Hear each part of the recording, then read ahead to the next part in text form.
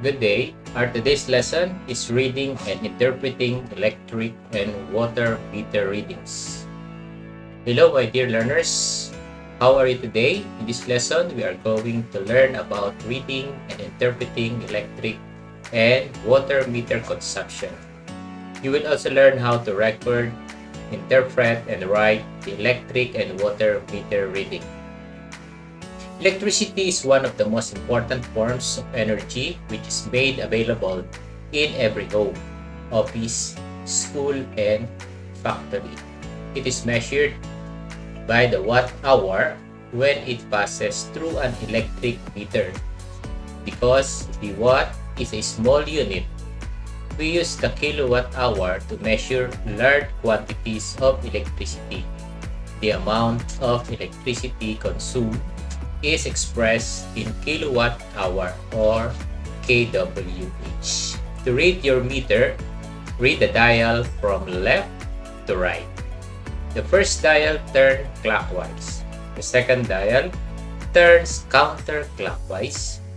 The third dial turns clockwise. The fourth dial turns counterclockwise. And the fifth one dial turns clockwise.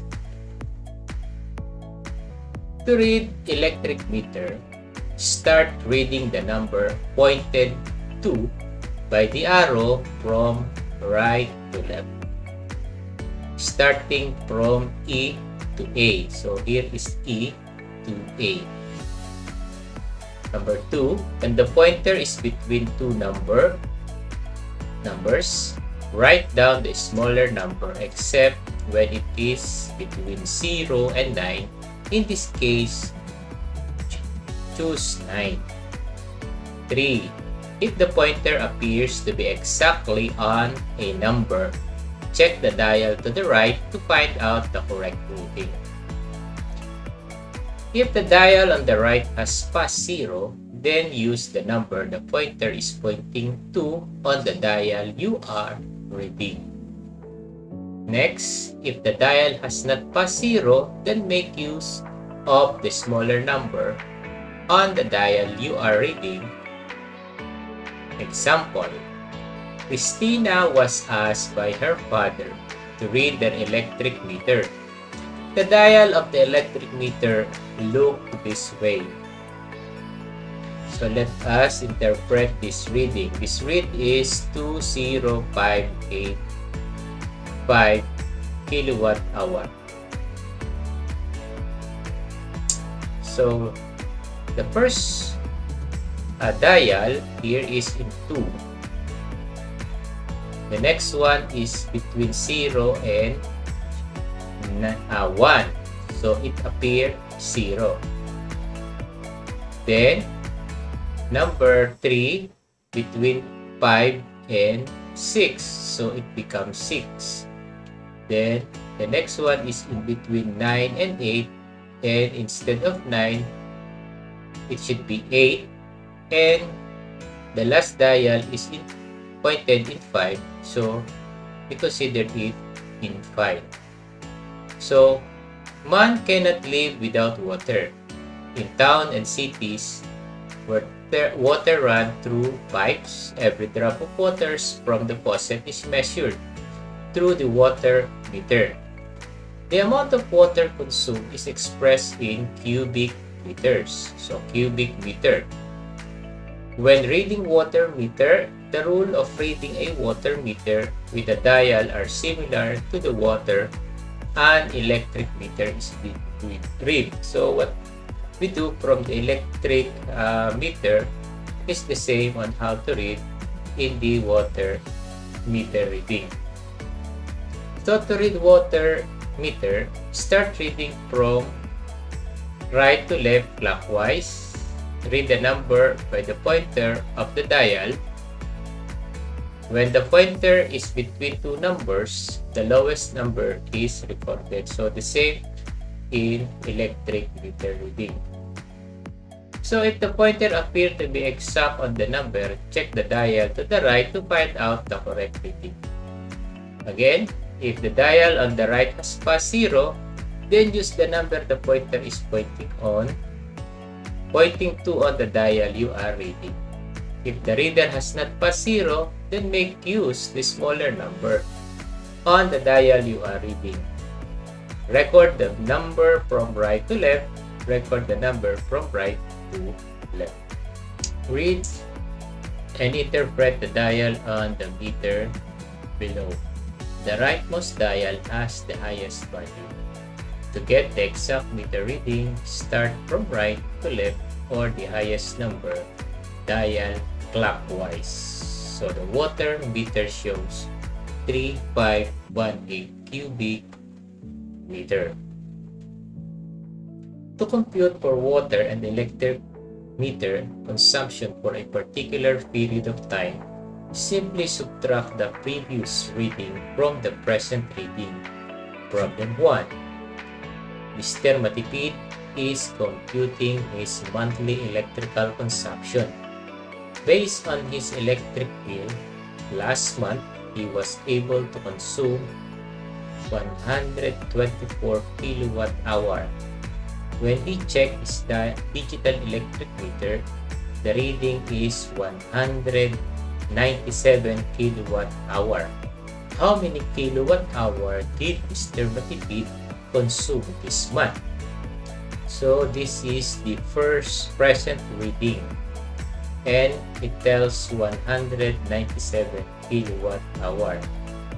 Then the previous reading is 124 kilowatt hour.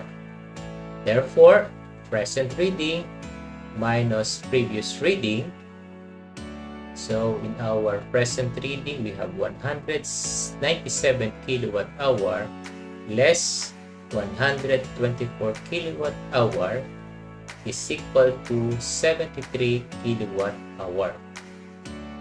Then, the amount of electricity used by an appliance is equal to the product of electric power of the appliance and the time. So, electric consumption is equal to the number of watt times time you use the appliance over 1,000. So, let us see. In problem number 2, how much electricity will be consumed by a 50 watt light bulb that was turned on for 8 hours. So electric consumption is equal to watt of electric bulb times how many hour, which is 8 hours, over 1,000 is equal to 50 times 8 is 400 watt over 1,000. 400 divided by 1,000 is equal to 0.4 kilowatt hour. Next, problem number 3. The Masino family made a record of their 3-month water consumption during the same period during COVID-19 pandemic. The initial reading is 873 cubic meter and the meter read as March 1020, April 1342, May 1521. A. In what month did they use the most water? B. How many cubic meters of water did they use for 3 months? C. Solve for the average monthly consumption in cubic meters. To find the month in which they consume the most water, find the amount of water they consume every month by subtracting the initial reading from the first month reading, then the previous month's reading from the current reading, and so on.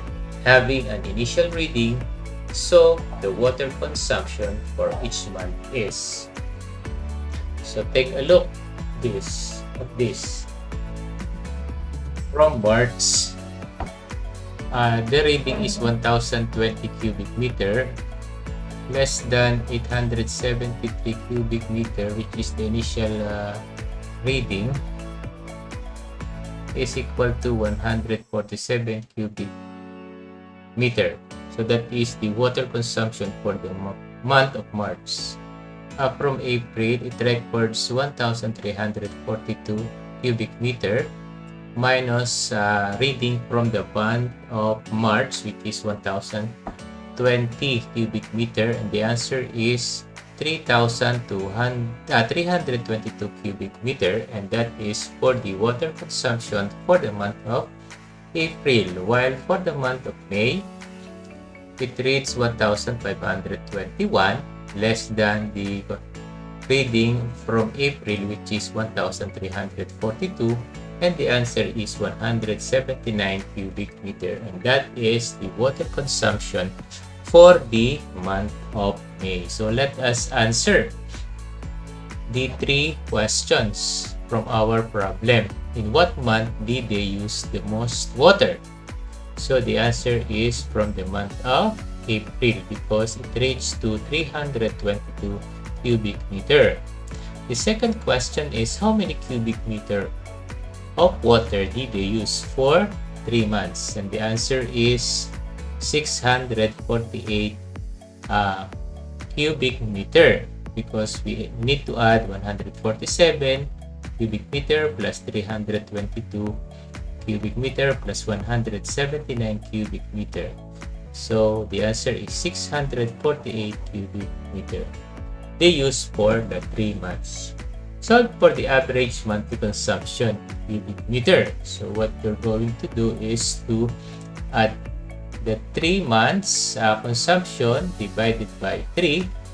Then the answer is 216 cubic meter, the average monthly consumption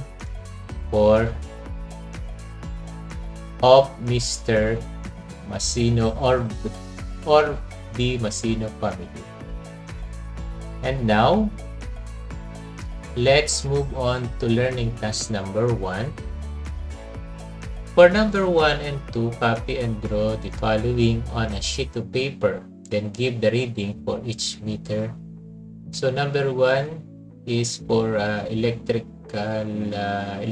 reading. Number 2 is for water reading. Then for number 3 and 5, draw the dial on a sheet of paper to show the reading of 21,511 kilowatt hour, that is electricity reading. Number 4, 61,338 kilowatt hour, also an electricity reading. And number 5, 1,195 cubic meter for water reading. So learning task number 2, read, analyze, and solve the given problem below on your sheet of paper. So let us read the problem. In a classroom, there are 20-watt fluorescent lamp and 4 50-watt electric fan operating for 10 hours in a regular school day. So these are the questions that you need to answer. Number 1, how many kilowatt hours are consumed by 5 20-watt fluorescent lamp each school day? Number 2, how many kilowatt hour are consumed by the 450-watt electric fan each school day? 3, how many kilowatt hour are consumed by a day? 4, how many kilowatt hour are consumed for 3 days? And number 5, how many kilowatt hour are consumed in 1 school week? For your learning task number 3, you may copy the table below on your sheet of paper. Then you will answer these questions. Which household consumed the most and the least? Number 2, which 2 households consume the same kilowatt hour? Number 3, as a member of the household, how can you lower your electric bill? And 4, why is it important to use electricity wisely? And for your learning task number 4, give the reading for each meter reading for the month of March. So electricity reading. For April, electricity reading also.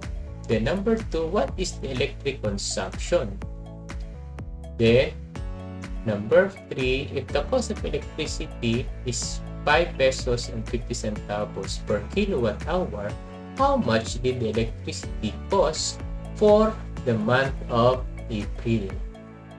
And learning task number 5, you will solve this problem. Number 1, Miss Chelsea's water meter read 1,121 last month.